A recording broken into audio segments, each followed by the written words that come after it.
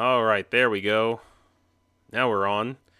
Took me a couple of minutes. I had to get connected. Eventually, someday, I will get organized. Okay, there we go. Great.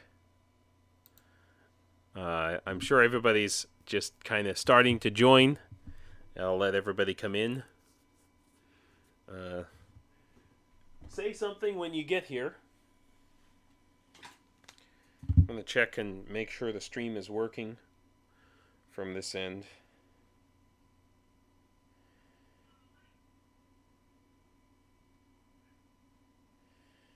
Let's see.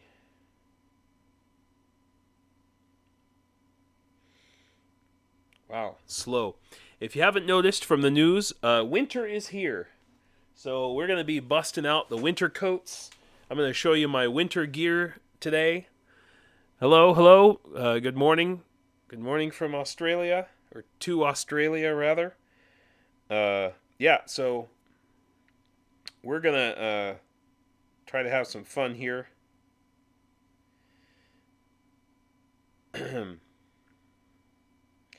If I can ever figure out how to use streaming software properly. There we go. Okay, looks like the stream's working. Mr. K. Bell, or Mrs., I'm not even sure. I was looking at your, I was trying to look at your picture on your profile picture, and I can't tell if you're a man or a woman. I'll assume a woman. Hello, I'm Max. Pleasure to see you back. It looks like I'm going to have the Magnificent Seven here again. Yeah, it was colder than a witch's tit today here in Ukraine. First, I would say, the first day of real, true winter coming today, really. And I actually posted a short about it. I should show that short here. Yeah. So this was outside my house this morning. And I know some of you saw this short, but I'm going to show the people who didn't get to see it. By the way, if you want to buy a cheap house in Ukraine, there's so many of these. You have to put in plumbing and electrical. It probably doesn't have it. But it's a house. Oh, thank you. Well, down there in down there in Melbourne, I suppose it's not something you see very often. It is pretty cool. I mean, it is. The Swedes. When I was in Sweden, the Swedes had a saying: "There's no bad weather, just bad clothes." So I spent more on how much? That's a good question. I'm going to say it was almost a foot, not too bad, but we're expected to get more. And then come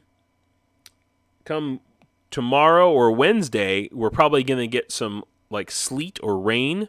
So it might just all turn to ice. And I know, Shere Khan, you and I know how in New Mexico, by the way, for people who don't know, I lived a large part of my life in New Mexico, and it's not the kind of desert you think it is. It's cold as hell in the wintertime, hot as hell in the summertime, cold as hell in the wintertime.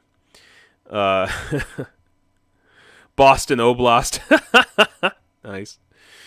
Honestly, Shere Khan, I don't know exactly how much that house is, but no joke, you can buy houses like that for between $1,000 and $3,000. And I know a realtor, I need to try and get in touch with her. Apparently she's kind of fallen off the map, but I know a realtor who can help you get set up with that. It's you know what? Yeah, there is a really nice. I would say you gotta find a realty company that knows how to deal with foreigners, because there's all kinds of special laws and blah blah blah. So I have one who is she's a realtor and an immigration lawyer, and she specializes in helping foreigners buy houses in Ukraine. Yeah.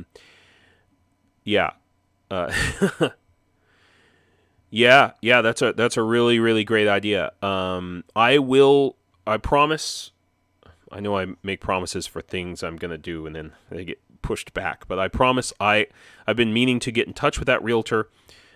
She has her own YouTube channel, but I guess she took it down for some reason. I hope she's okay. I've been meaning to get in touch with her for the past week. Ava Vick is her name, and she comes, she's really great. In fact, if you look on my channel, we should take a step back. I did an interview with her, where, yes, this interview right here. So this is Ava, and she's very passionate about helping Ukraine, and I turn off these subtitles. So that's her Patreon, patreon.com, Your Ukraine, and she has a YouTube. She has a web page. I will put those links in the description for this for this live stream when it's finished here this evening. And then, like I said, I'm going to try and get in touch with her. Maybe I could get her on the live stream if I could figure out. My goal is by the end of the week to figure out how to get 2 people on one live stream. It might involve just using Zoom to do it. If that's how it is, that's how it is. But yeah, definitely, K-Bell, you can, $30,000 will get you a nice house. $50,000 will get you a goddamn mansion here. Now that there are some places where it's a little more expensive, closer to the Hungarian border, the prices are more like the EU, obviously, because they've got a lot of people coming over from the EU, and yeah, prices are not so great. But yeah, I would say outside of Lviv would be beautiful, and the weather there is, in my opinion, pretty great, because here in the center of Ukraine, there's more of what you call the continental weather. I'll pause this video here. Oh God, look at my face. That's awful. There's more like continental weather in the center of Ukraine here, so the winters are a little bit colder. It's like Minnesota, pretty much. Well, K-Bell, you won't understand what that means, but it means hot, humid summers. So, yeah, hot, humid summers and cold, snowy winters, like minus whatever type of stuff.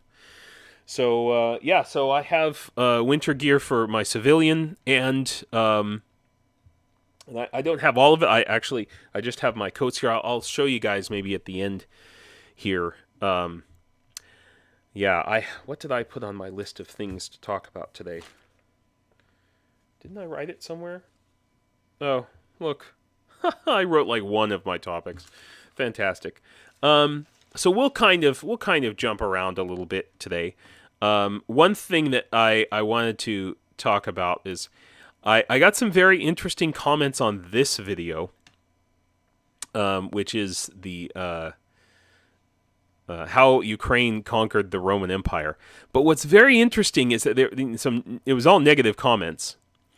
But what's interesting about it is the people clearly did not watch the video. In fact, they didn't even bother to scroll. It's pretty easy if you don't want to watch me blab on and on. Like, here, this guy says, didn't watch, but the Goths and other Eastern Germanic tribes weren't Ukrainian, blah, blah, blah. I mean, west coast of Sweden.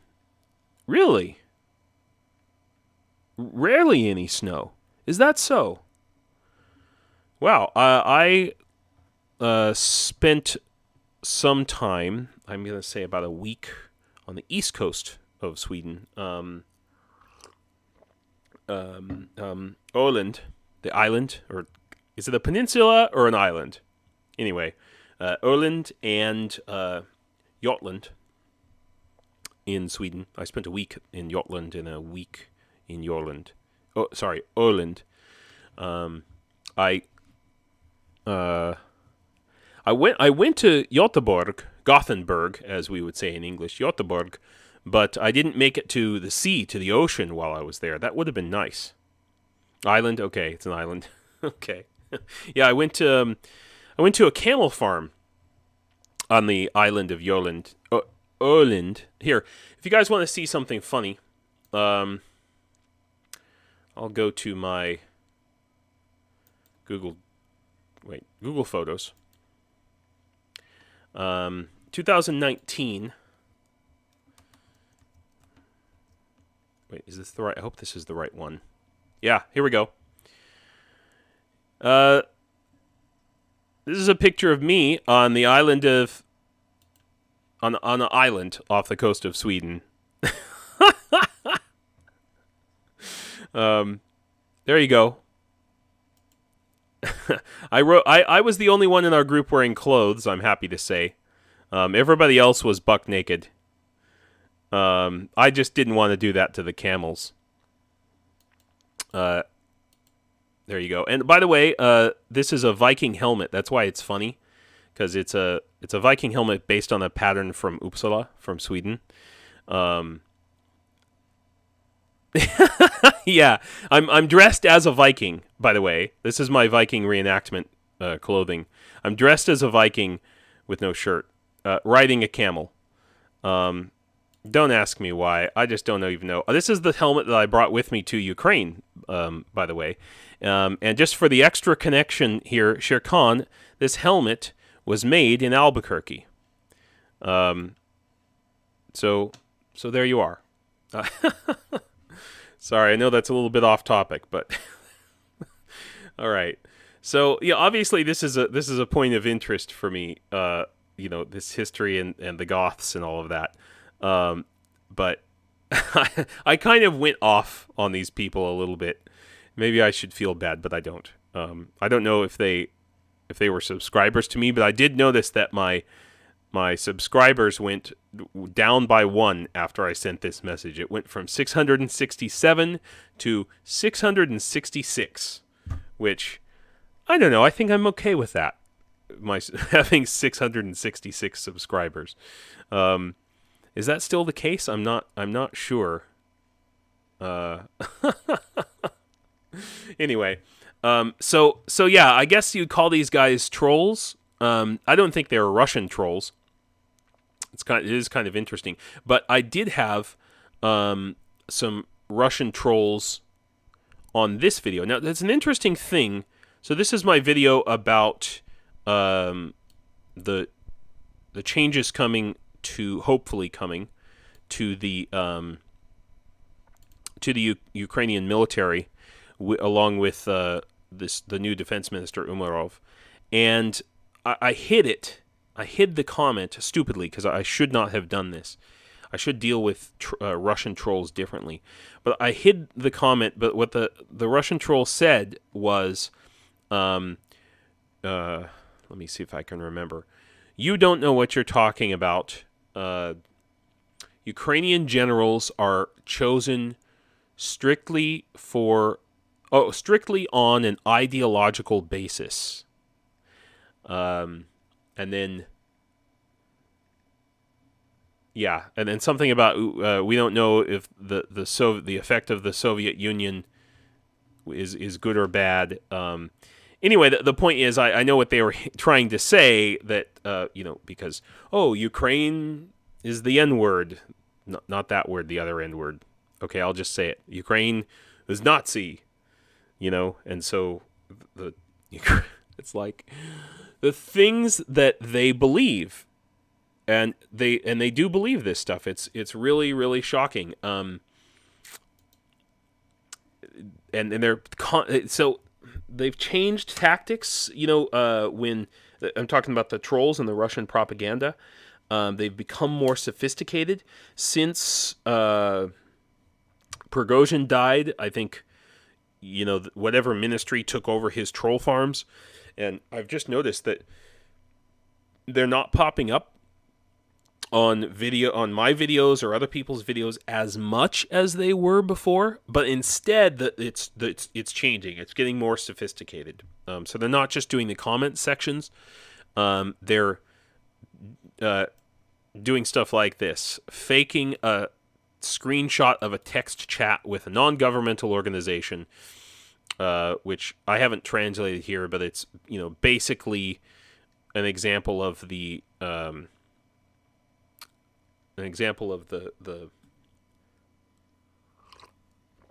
government lying to someone,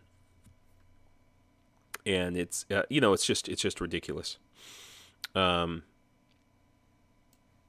There's another one, another example here, which I hate to even show the screenshot. I'm not sure if I can. I had it up on my screen. Oh, here it is. Yeah, basically, another Russian fake that they're trying to put out on like Telegram and various social media of a Ukrainian serviceman, a Ukrainian soldier hitting a kid in a classroom. So, yeah, it's just a lot of crap. But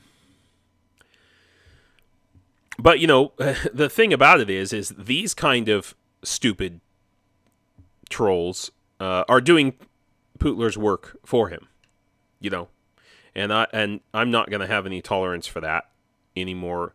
Then I'll crush these guys for sure. But I'm not going to have any, I'm not going to be polite. Don't expect me to be polite with people like this, just so you know. Because they're just as bad.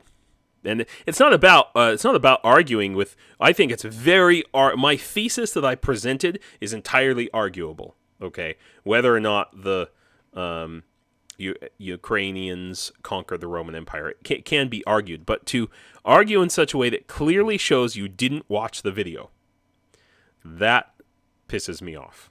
Okay, rant done. Thanks for staying with me on that. Ugh. God, can you believe it? Something really really did happen this week. Okay, yesterday. And it's this explosion if you haven't heard about it. Okay, the Chelyabinsk tractor plant, which is actually a tank factory, and it's been a tank factory since World War II, and as far as I know, it's Russia's only tank factory. It's where they are building new tanks, but also repairing, and I mean, they can do minor repairs on tanks, but if it's anything that needs a major overhaul, it has to be done in this tank factory. This is a big freaking explosion. We don't know, and maybe we'll never know the extent of the actual damage here. But this war has had a number of turning points. We can say, the first retreat from Kyiv, the retreat from Kherson Oblast, the retreat from Kharkiv Oblast. These are big turning points. The fall of Bakhmut, kind of, maybe, and some other things. Sorry, thanks, Max. But this right here, I think, is a bigger turning point than people realize, because Russia can't make more tanks. Now, yeah, they have a shit ton of tanks by some measures. I'm trying to remember the name of the channel who's done a OSINT survey, of all the Russian storage places and how they've changed based on satellite pictures. How many tanks were there before the war? How many tanks are gone now? All of that, and by some estimates, they have about 3,000 usable tanks left.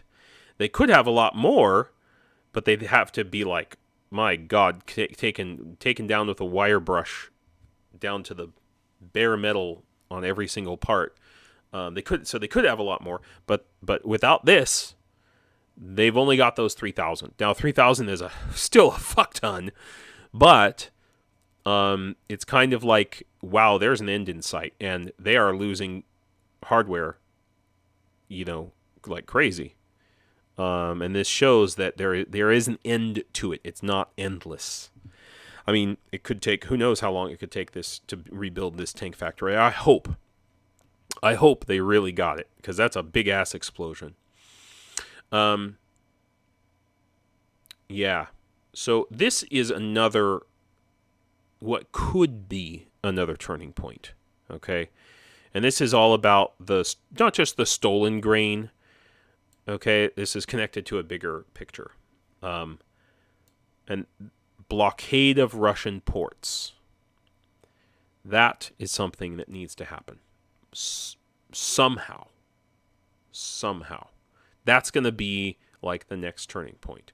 I mean, I already talked about how it's constantly coming out in the news, and we're discovering that the sanctions really didn't work, or they're piecemeal implemented, and there's holes big enough you could literally, and they are literally driving an oil tanker through. Okay, I've talked about this, that Denmark wasn't checking the Russian ships coming out of St. Petersburg to see if they're selling their oil, if the oil is being purchased for the right prices. Just recently, and I can't find the news article right now, but just recently they found that a bunch of high-tech equipment used for making, oh my God, what was it? Missiles, I believe missiles. The U.S. firms, German firms are still selling directly to Russia. The imports through Kyrgyzstan into Russia of German-made like cars and hardware have gone up 5,000% since the war began. Okay, that's telling you right there. Sanctions are not working. They're not working. So what's the next step that needs to happen? Some kind of a blockade. And who's going to do it? Not NATO, I don't think. I'd be really surprised if anyone other than Ukraine did it. Maybe with some help from NATO. But I think that's the next step. If this I know it sounds crazy. It sounds crazy. But hey, Ukrainians conquered the Roman Empire, so what's crazier than that? Oh, I have a better one, though. I have a better one coming. Just wait. All right. But later. No, look, I don't want to give everything away here, but, if if Ukrainians can gain superiority over the Black Sea without a navy, okay, there are some ports. Shall we take a look at them? I don't know. Let's take a look. Yeah? So where is Russia shipping most of its oil? Right? Or, through what ports? Now, there are some pipelines. That's true. The pipeline to China doesn't have the capacity that is needed, and it's going to take, I've heard, something as much as 6 years for a new pipeline to be built between China and Russia from the oil fields, which are way up here. Okay. So, the ports are Vladivostok, right here. So let's do a satellite. So Vladivostok, we can zoom in. Yeah, right there. Here it is. It's coming in clearly. This is where the oil pipeline comes. Here it is. Right into those tankers or whatever. At least I'm pretty sure that's it. Yeah, here you go. Here's all the storage here. I'm not yeah, that's oil. That's oil. Yeah.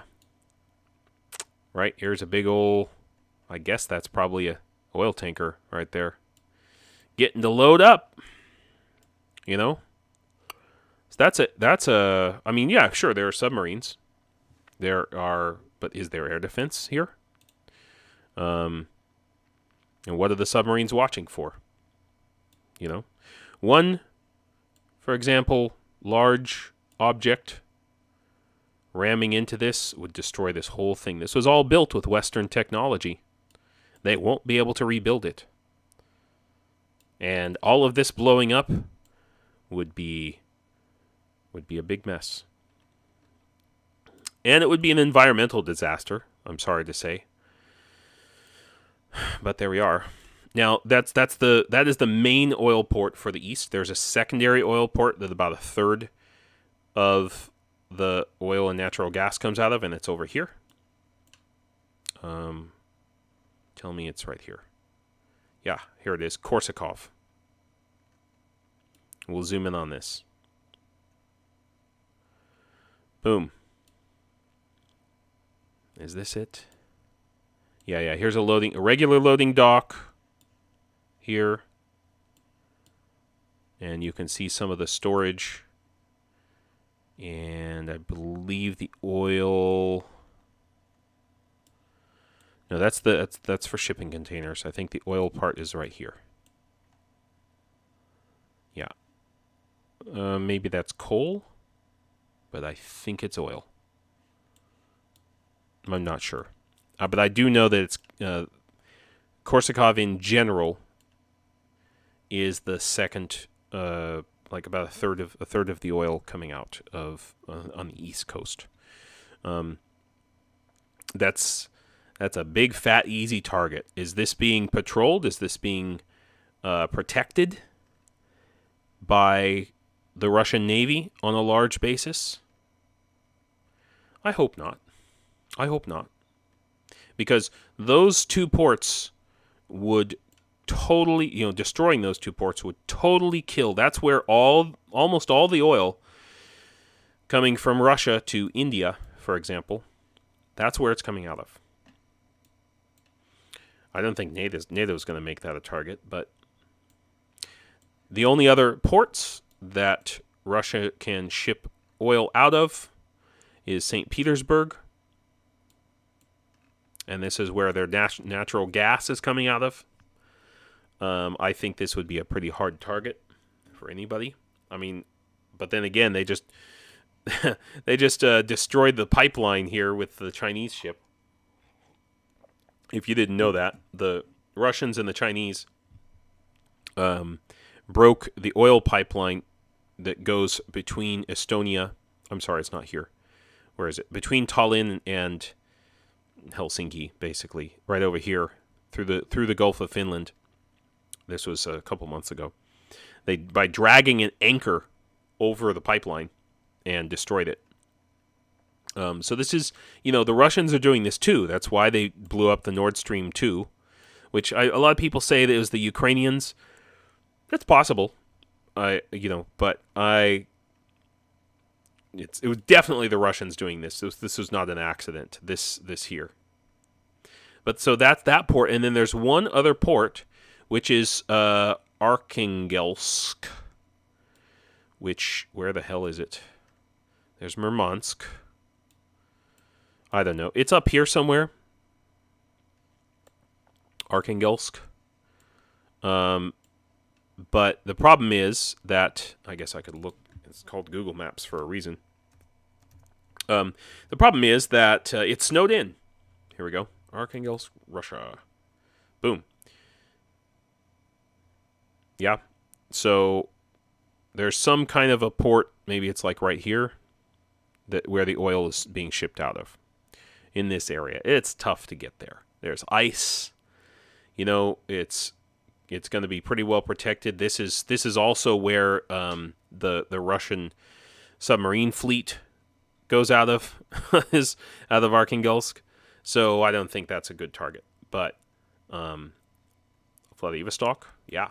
And that will be a major, major turning point in this war.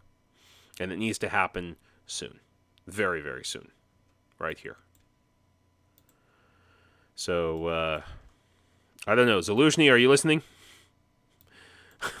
Okay. Just a couple of things I want to share with you guys that are slightly funny. One of my friends in the Legion, who is currently on leave because he was injured, and he might come and visit me in a week or two. I'm not sure. You might see him on the show. I'm not sure. I won't say anything yet. But he sent me this link. Yeah.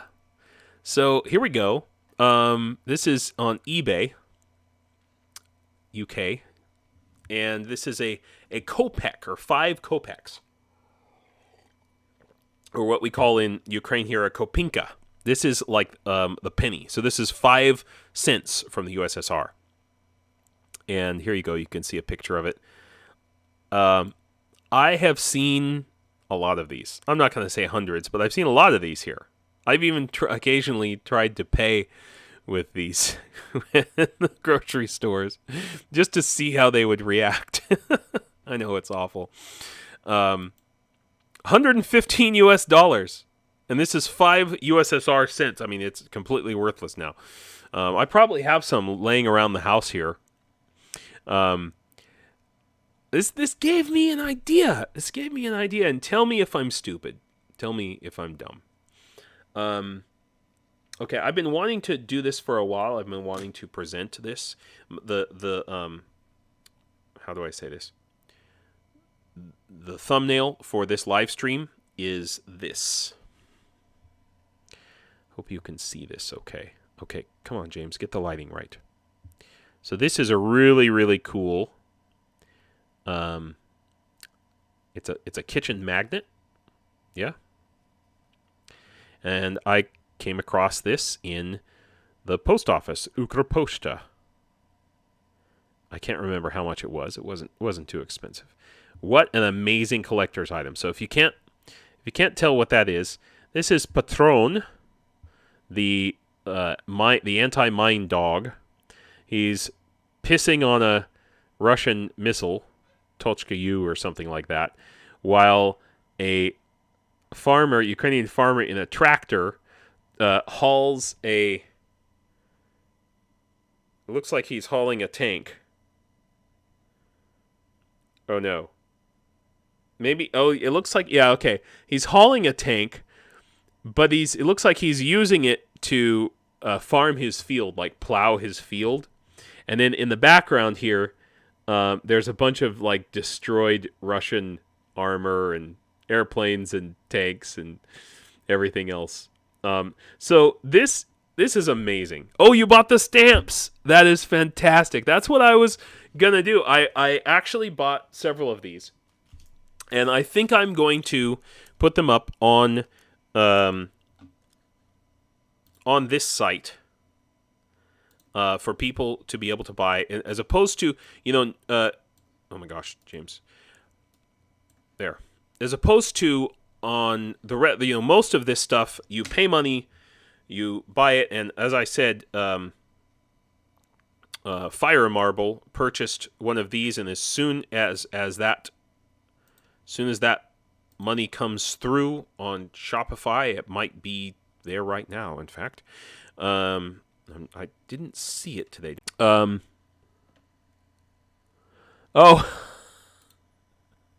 nice. No, yeah. I have a couple of those too. So I was thinking about putting these on my website so that there are some things that people can actually buy that can be sent to them, and this money, I suppose, would go to me to fund my my Legion habit to help when you see the gear I actually have, you may want to help me. But yeah, so if you think this is something you'd be interested in, is really cool souvenirs, rare, relatively rare, limited edition souvenirs from Ukraine. I have another one here that is it's Patron, fishing for mines, which, yeah, I mean, you gotta admire this is one thing I really like about Ukraine since the war started, is the humor, the humor here. Yeah, and then you can have something cool from Ukraine, and I'll try to find stuff that's interesting, unique, one of a kind, limited stuff that you can't get anywhere. I said that and I swear to God I'm going to do this. I'm going to put socks up on this site. So I've got. I just wanted to show you what these socks look like. I bought these for myself. So these are like we're talking about winter right now. So this is my winter gear here. So this is nice. These are made in Ukraine. Warm, soft wool socks, really high quality wool. These are usually called like house socks. Sometimes they'll even have rubber on the bottom of them. Some people like to walk around in their. So I actually like to walk around in my socks. My wife hates it. But the point is, that's not what these are for. This is for cold winter situations, okay? This sock goes inside of this sock here, and then the whole thing goes inside this boot, which I know this boot doesn't look like much. Okay, let's face it, it looks like crap. But it's hard for me with a size 13 shoe, okay, extra wide foot.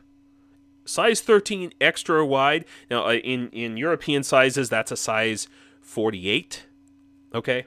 Size 48. Yeah, oh, you're right. Oh my God. K-Bell, thank you. Oh, patches. Why didn't I think of that? I'm so dumb. But I want to be careful about patches because I see people collecting. I mean, God, in the Legion. I mean, I'm not saying they're bad guys, but they had this thing about collecting all these patches. Like they were collecting all kinds of patches. I was like, that's not the point of the patches, right? I don't want to sell patches that it's about stolen valor. That's the point I'm trying to make. So I want to be real careful about what patches. Because there are patches that are associated with specific units, specific brigades, divisions, whatever. But you can buy them anywhere or at any military shop. And I won't sell those. So I want to be careful about that. But yeah, so these are the socks that I'm going to be selling on my website for some of them are. Okay, Bill, you're right. But anyway, but these are the socks that I'm going to be selling for soldiers like myself to wear. And even these ones, I know, they're wool socks, but they're great in the summertime too. Yeah, these are available exactly at the local market, especially where I live in the Carpathians. Man, they're just like all over the place. And the nice thing is I can pick up. There's no limit on how many I can get, and so what you'll be able to do is you'll be able to buy them, and I will send them to my fellow soldiers in Legion for the winter. I just haven't put it on there yet, but I'm going to. I just wanted to show you what these look like. But I could also put a second thing where you could click on it and order a pair of these socks. I mean, you wouldn't have to order camouflage socks. There's other kinds, the Christmas ones and everything else. Real heavy-duty, nice wool socks, and so are these. Where you could order it and have some nice wool socks from Ukraine. And they're very reasonably priced. I mean, 200 grivnas, 300 grivnas, right around there. So that's something I'm going to be putting on. I wanted to show you more of the. Sorry. Yeah, Fire Marble. Right here. So these are magnets based on. Here, I'll put this one first. These are magnets based on Ukrainian stamps, and I'm thinking I'm going to sell these on the site, and I might even sell the stamps too. Since it's something that, I mean, I don't know if you can buy them online or not, but these are really cool, like collector's items. So this is like a kitchen magnet, Yeah, Greg, she said it's like 7:30 in the morning, so holy crap. I hope you're alive waking up that early, K-Bell. No, I'm kidding. I do the same thing. So Fire Marble, here's the other one. And there were some others. There were a bunch of these kitchen magnets, coming off of stamps and stuff. And I just thought, wow. So I bought a whole stack of them because I thought I was thinking maybe give them out to friends. I have actually given some of these to my friends in the Legion to carry with them or send to their friends and family back home. But anyway, so with that in mind, we were talking about socks. So did you get that, Fire Marble, about stamps? Yeah. There are these kind of there's all these really cool Ukrainian stamps since the war. There's the one where it's the one of the guy flipping off the Russian warship on Snake Island, Russian warship. Go F yourself. Yeah, that. And then it's on shopping bags, and I actually have a pair of. Oh, hang on, I'll grab them.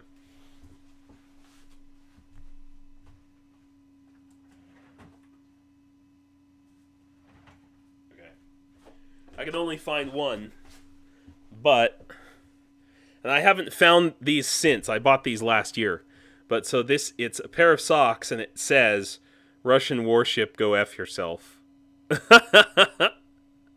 On your socks. I don't know. I shouldn't even wear these. These are like such collector's items. Oh my god, what am I doing wearing these? Okay. Anyway, I don't want to go all fanboy. So, last year, people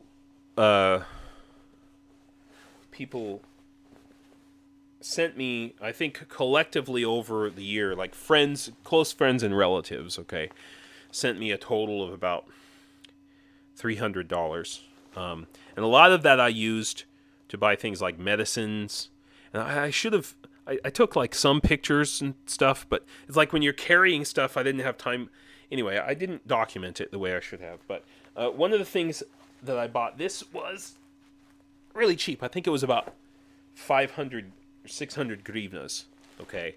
I bought this actually last winter and wore it a little bit, but it was when I was trying to get into the army, and I was like, I'm going to, anyway. So I bought this new, and like I said, I paid, it would be about $15 for this. So this is it's very warm, super heavy duty. I could totally wear this in the... Yes, it's not multicam or whatever, but frankly, and you know what? We can have a debate about this. I'm totally cool with it, but camouflage... yes, okay, you should be wearing green or white if it's snowing, but other than that, I think camouflage is mostly a fashion show here. I mean, yes, there are some camouflage is better than others, for sure. That's for sure. But when I say camouflage as a fashion show, it's as a soldier, you're kind of showing that. Actually, what am I doing? I need to make this a full screen. Why am I showing you this tiny little picture of these stamps? I should be going like this, shouldn't I? Now you can see it in the full screen. God, I'm so dumb sometimes. There you go. Now you can see it. Okay, and now you can see this one. That's much better.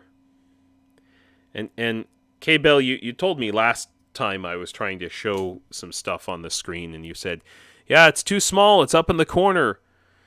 And I did it again. So dumb. So there, I'm going to go like that. Anyway, so yeah. So,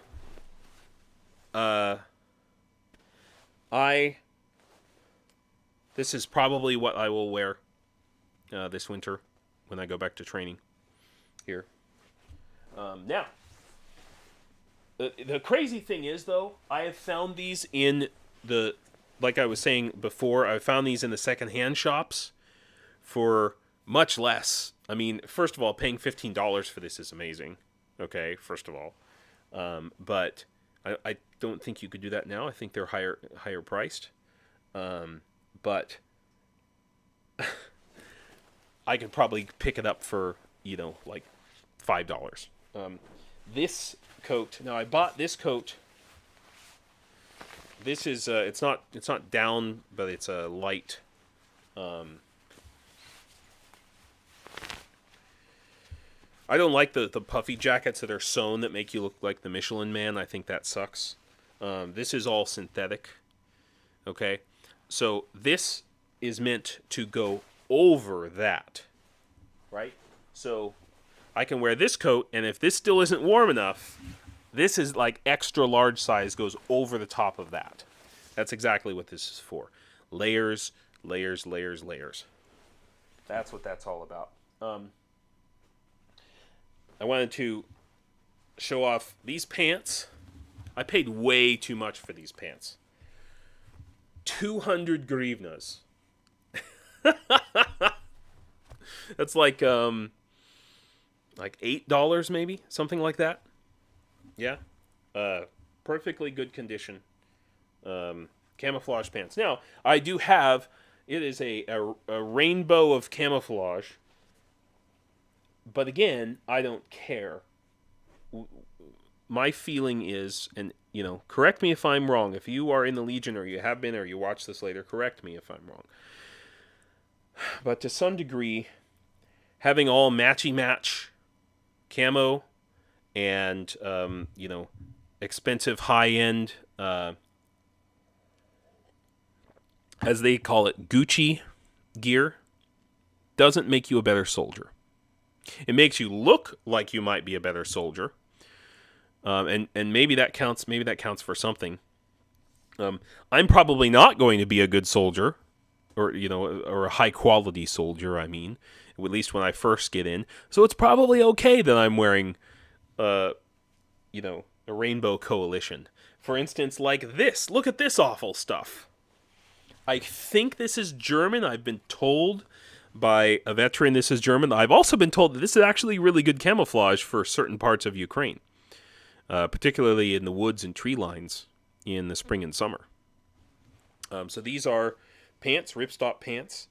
They're not very comfortable, and they will probably tear like on the first day of training, But remember what Tony said yesterday. Well, it wasn't yesterday, but you saw him saying it yesterday.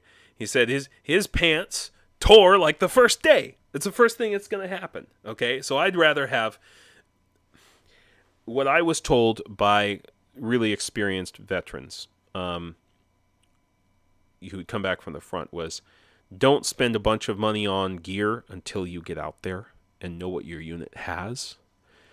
And, and know what you actually need. Because depending on where I am and what I'm doing, probably half of this stuff I may not even need. But this was also 500 grivnas, which is, like $15 or something. Second thing, so when I first went to the Legion, all I had was like secondhand sweatpants that were army green.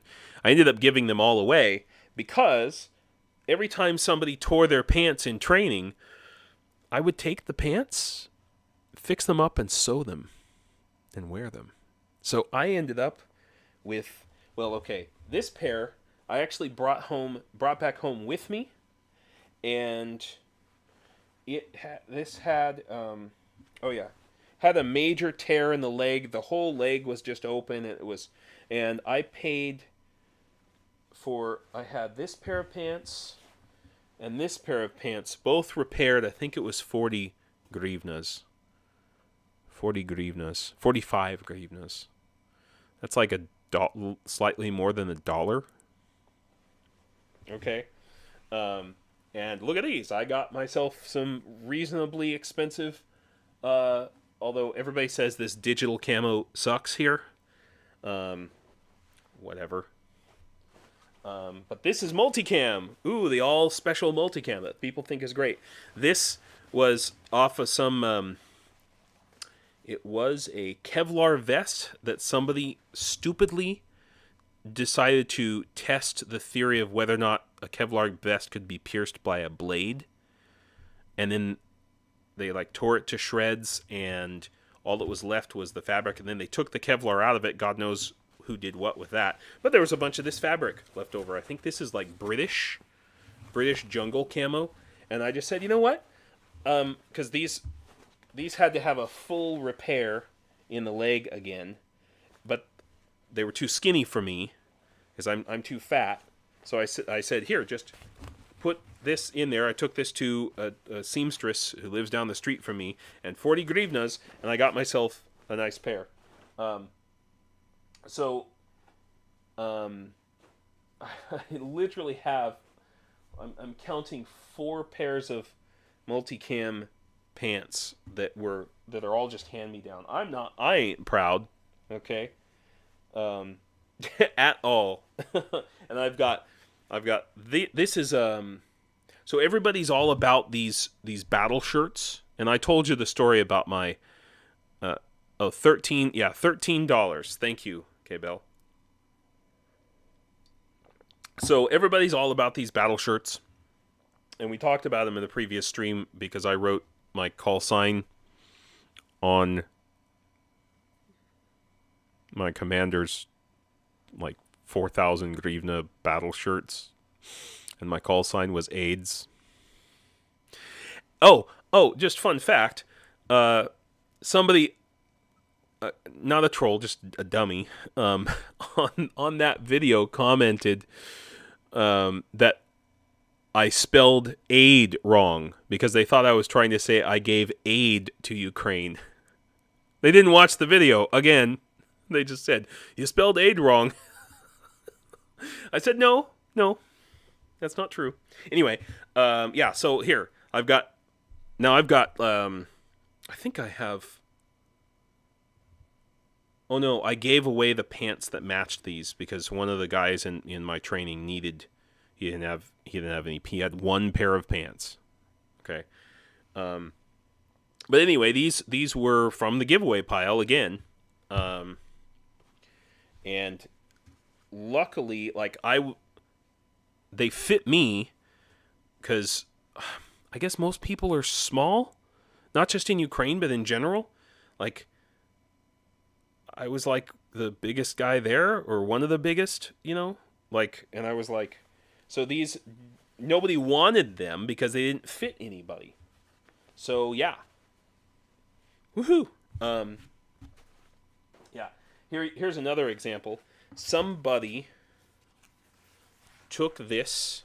You can see I've got some needles from I was sewing this. Somebody took this off of some piece of something, and it was in the giveaway pile, and it was just in pieces. It was all raggedy, completely useless. I had it repaired so that I can it's got Velcro on the back. It's got a loop. I can loop it through like a battle belt. I could work this differently, but yeah, I mean, it's, put my mags in there, and I don't know if I can get an AK mag in that thing, but I mean, yes, I'm pretty sure when I'm in the Legion, they're gonna give me, mag pouches, okay? But all of those mag pouches, again, I can't emphasize this enough, they don't come from the government. They come from people donating to the Legion. So this stuff that you can purchase here, like for instance this right here, this will go to me or people like me when I get to the Legion. I won't be distributing this. This will go directly to, and part of what's included in this kit is, wait, oh my god, I have a sneeze, hang on. Oh my god, I apologize, that was terrible. Okay, yeah, here we go, mag pouches. Here we go. So this is part of what's included in the kit, okay, and included in this kit is AK and NATO round mag pouches, because you don't know what unit you're going to go to or what they're going to use. Fire marble. Fun fact on camo. when I did my conscription service in Sweden, had all green unis, but was... Hang on. I need to make this bigger. Yeah, all green unis, but was to change to camo. Green was actually better in our environment, but... right. Yes. It's about attitude, courage. Yeah, we're wearing camo. It's like armor. Yeah, frankly, a lot of people have said that this... let's see if I can find it here. Oh my god, I'm going to have to put all this stuff away, But this brownish camo is not really useful here in Ukraine. This stuff here. So this brown camo is not great. I mean, yes, maybe in some environments, some parts, but Ukraine in general is more green. So yeah. Now, one of the best camos that I've been told for Ukraine, everybody who sees this camo says, wow, that's really good camo for here. And it really is. I take this out into a field here in Ukraine, and you can't even see it. It's amazing. Here's the problem. It might be Russian. I mean, it's not... I didn't take it off a Russian. I bought it at the local bazaar here in my village. But the pattern itself, some people have said it looks like a Russian pattern. Any of you watching, if you can see this, if you can confirm or disconfirm that for me, I would truly appreciate it. I do not know, but I've been told it looks enough like a Russian pattern that it could put me in danger. So this is the only one of these that I have, and probably the only one that I'm going to have. There's a really nice, really great pair of pants. I had to add belt loops to it, though, because in training, when we would do PT, these things were falling down. I'm trying to run, holding up my pants. It was ridiculous. Really, really silly. Anyway, that's all I have to show for you right now, except for this.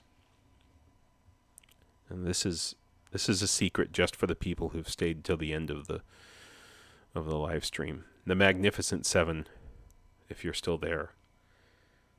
Dun, dun, dun, dun, dun. Dun, dun, dun. Dun, dun, dun. I should do every live stream in this hat. What do you think? So, the story behind this is I had a camo. This is an Aussie hat. K-Bell, you should like this. It's an Aussie hat. Buttons on the sides like this. You can do like that with it, or just on one side, like Crocodile Dundee or something. Didn't he do that? I don't remember. Sorry to make I don't mean to be racist. I apologize. No. God, I can't. Okay, no, I'm going to leave it on. Okay. It's actually really great for when you're out in the sun. Fantastic. I wanted a hat that didn't look like a hat. That's what I'm thinking of here. Okay, so I just half sewed a bunch of old t-shirt material on there. Thank you. A boonie hat. Yes, thank you. A boonie hat. Now you've gotten to see it. I have gotten some compliments on this from Ukrainian veterans who've said, yeah, that's the kind. If you're gonna wear a hat and not a helmet, which hopefully I'll be wearing a helmet most of the time, but occasionally, I might have. This will be the hat that I will wear. I had an actual camo boonie hat, as you say, and I loaned it to someone and never got it back. So this is actually you can see here, it's actually gray. It's a gray material with, and so all the camo is actually just sewed on to it. And this is old t-shirt material from when I was doing volunteer work last year. Yeah, so you can see the inside. I was doing volunteer work last year, and they had some scraps, and they said, "Hey, see what you can do with this stuff." And so this is what I did. But yeah, someone told me, yeah, this is, as long as you keep your head down, this would be great versus snipers.